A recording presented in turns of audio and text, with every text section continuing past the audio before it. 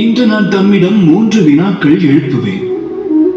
அதில் முதல் வினாவானது, எவர் ஒருவர் தொடர்ந்து தம்மால் தாக்குதல்களுக்கு உள்ளான பின்பும் புன்முறுவலித்தபடி தமக்கு நன்மை செய்பவர், பூமி தாய் அல்லது விருட்சம் என தாங்கள் விடையளிக்கலாம்.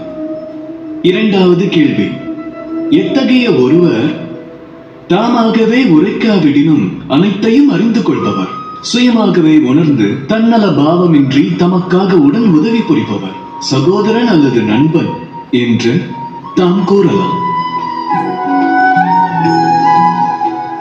இனி மூன்றாவது கேள்வி, இறைவனாக விளங்கும் எவரொருவர் தாமே கடும் விஷத்தினை அருந்தி தமக்கு வாழ்வினும் அமிர்தத்தை வழங்குபவர், அந்த மகாதேவர் என தாம் விடை கூறலாம்.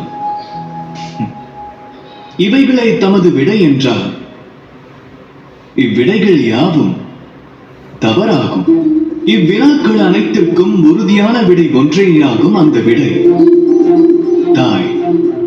கர்ப்பத்தில் நீங்கள் தாயை எவ்வாறெல்லாம் உதைத்திருப்பீர்கள்? அனைத்தையும் சகித்து புன்முறுவலோடு தங்களை பாதுகாத்தவர் அவர்.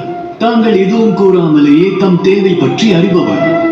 வாழ்வில் சங்கடங்கள் எனும் கடும் விஷத்தை அருந்தி தமக்கு சுகமெனும் அமிர்தத்தை அளிப்பவர். வாழ்வில் தாம் எத்தனை பிரயத்தனம் செய்தாலும் அன்னைக்குரிய கடனை மட்டும் தீர்க்க முடியாது. அதை தீர்க்கும் ஒரே மார்க்கம் வாழ்வில் தமது ஆனந்தத்தில், கொண்டாட்டத்தில் மற்றும் நன்றியுரைப்பில் அவரவர் அன்னையை நினைவு கூறுங்கள். பேரன்புக்கும் மறுபெயர் தாய்மையே. ராதா ராதா.